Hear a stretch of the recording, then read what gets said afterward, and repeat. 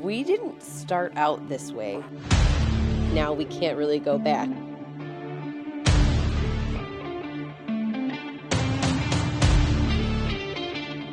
Hi, and welcome back to the Happy Burrow Homestead. Welcome to everyone who's new here. My name is Jen, and I just kind of wanted to pop on here today just to tell you a little bit about how we manage this place while raising kids. Now, that's something we get asked quite a bit is how do you do it all? And how do you do it all, especially with all those kids? And, in reality, we don't do everything, and our kids are actually a huge help in what we do here. We didn't start out this way. We didn't start out on a farm. We had very limited exposures to farms growing up, my husband and our kids had even less. We started out, we were actually a military family, so we moved quite a bit.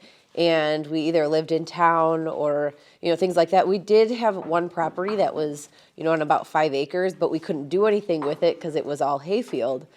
So, it wasn't really something that we even considered until 2020 when we really got into the idea of, starting to grow a lot of our own food. We didn't really start doing too much with the property until 2021. I've always been kind of a cautious parent, so it was quite a big leap to come to such a large property with the kids. But in a lot of ways, it was very freeing because I felt like they could get out and really explore and run and have the space to do that. And it was a lot safer, at least in my mind. I didn't really realize at the time, now I do, that, living on a farm actually comes with a lot of dangerous things. There's a lot of risks that they can take.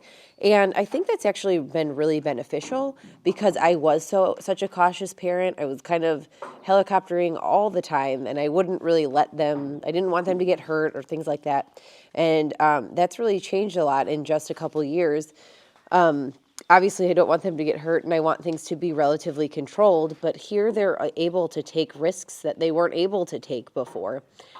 So we actually encourage them to kind of get out of their comfort zone. They're working with some bigger animals, and, that's a little bit tricky too because we didn't grow up around large animals, and now we're learning. So our kids are learning right beside us. So sometimes it takes, us getting comfortable and then we kind of bring them in. But it's also building their confidence quite a bit because, they are in there with some animals are really huge. Some of our cows are over 1,000 pounds. So that kind of helps build their confidence, just being around some of those animals. I also think with animal care, they care for animals as young as, like day-old chicks or ducks, or we're going to have calves here soon. So anyway, we should have calves here in about a month or so. So they're, learning to care for very young animals of all different sizes. And we're learning too. So that's what's been kind of neat is that we get to do this with them. We also raise a lot of our animals for food. Not all of our animals are raised for meat, but we do raise meat birds. We have pigs that we'll be raising for meat and cows as well. So they have like a healthy respect for the animals, not just in their size, but also in what they provide for our family. It's been kind of life-changing for all of us to see, like the food cycle from start to finish, and caring for an animal, the day that it's born all the way until, that one bad day and, putting them in the freezer and then them, nourishing our bodies. And that has given us such a great appreciation for animals that we didn't have before. And, because chicken always just came from the store. It wasn't something that we raised or processed ourselves. And we do process our own chickens, so, and also with gardening and caring for plants, it's the same, it's very similar concept to raising animals. It's a bit different, but, caring from a seedling from its, from the time it germinates all the way until you're feeding your family. There's such a great appreciation. And I think something I didn't realize is that once you start doing this, it's quite a rabbit hole. I feel like now we can't really go back. And I don't, because we don't want to. It's just a different in flavor and health benefits and everything. It's just been it really has been life-changing coming here and starting some of this. Now, it has not been easy always. It actually is a very difficult life in a lot of respects. But I would say that my husband and I both agree that this lifestyle, like the stuff on the farm is never really the cause of stress. It's not the things that we look forward to doing the chores. Sometimes it's you don't want to put your clothes on to, layer up to go outside in the cold, but actually getting out and being with the animals and things like that's really rewarding to us. And we both really enjoy that. And the kids do too. And I think, chores are way more fun when the kids are part of it because, there's probably something ridiculous happening every day that just makes for a good story and we get a good laugh, because of something an animal or a kid has done. So, we're making core memories with our kids that we never imagined we would. Like our core memories, we talk a lot about, for those of you who grew up in the 80s, or before that, staying out until the street lights came on and, we would take our bikes and go be with friends all day and we were outside all the time and screens weren't really a thing, and now we're kind of able to get back to that a little bit being here. And as a cautious person, this is very comforting to me because I feel like it is relatively safe for them. Anyway, so our kids are involved in the chores quite often and with farm upkeep. So there's a lot of responsibility that they're getting and they contribute to kind of the functioning of the farm, which, is a big responsibility for kids, but it also gives them, such a purpose that, we can't do this whole thing by ourselves. My husband and I couldn't do this without them. So having that purpose, I think, is really special for them. So living on a farm, there are always a lot of projects. And, the to-do list just never ends, which is kind of fun, though. But in terms of projects and things, our kids have been able to get creative and be kind of inventive and, work on some of those problem-solving skills. And what has been so nice about that is, we can allow them to, come up with an idea and then we can try and implement it. And a lot of times their ideas are way better than mine are. So it's always fun to kind of hear what they come up with and see if it'll work. And I think it's really rewarding for them too.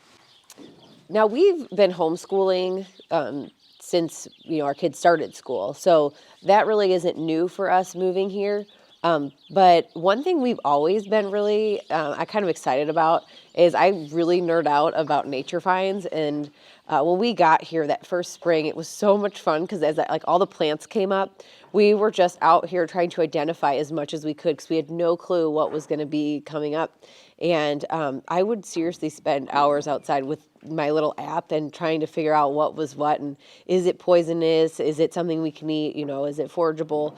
And we just recently found, a skull in the front yard of some animal and, trying to identify what that is. And so that has been kind of neat because we have a large area to explore and we just can walk outside and do that. The kids have gotten really good at observing nature signs. And that's something also that I always wanted to learn. And I just had a good friend of mine recently tell me that her dad always planted potatoes on Good Friday. And I thought that was really interesting. And I started kind of looking into that. And it has to do with the moon phase. So anyway, this stuff is all brand new to me. And I just find it totally fascinating. And I love that our kids are growing up learning this now because, I'm trying to learn it far later in life. Which is still really exciting, but it's something that they'll kind of have in their toolbox if they decide to continue, doing homesteading or growing gardens of their own or whatever they decide to do. It's, a skill that they'll have, and it's becoming quite natural for them. And on that same vine, we are trying to learn how to use permaculture, and we're going to start rotationally grazing this year. And, some of the things that we're doing, we try to really explain to the kids why we do some of these things or why we're trying to learn these things. And they're such natural processes that it's very easy for them to understand the concepts. So again, these things are just going to come naturally to them because they're learning it at such a young age. So, they're like sponges still. So I just think it's such a gift that we're all being able to learn all of this together. And hopefully they retain it, for later in life if they ever decide to use it.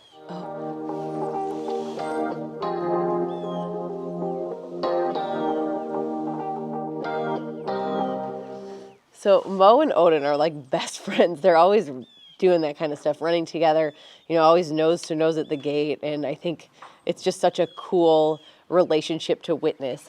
And the cows, the donkeys, and the reindeer all kind of formed their own little herd, even though they're not all together. They're all separated by fences, but they can see each other all the time, and I think they really love that. So again, you're just witnessing some really cool relationships here, and our kids are part of that. And it's so wild that I never thought we would be here. In a million years, this is not what I thought we would be doing. But it has been just such an amazing experience. And again, like watching our kids grow up with this, I think they don't realize that this is not totally normal. It's not normal that you can walk outside to your barn and get to hang out with reindeer. To them, this is just Saturday. So with all these animals, they're actually learning quite a bit about biology, and especially like during chicken processing, it's very fascinating to see actually the anatomy of the chicken. And this is with all our animals, but getting to see their anatomy and how things work, and the veterinary care that goes along with it, the husbandry, learning to raise these animals. Like they're just learning so much, and I'm really kind of envious because I wish I had known this all along. But it's such a fun thing to learn with them. I suppose the reason I came on here today was really just to tell you and kind of answer the question, how do you do it all? Well, the reality is we don't, and what we are able to do, we only can do because we do it as a family.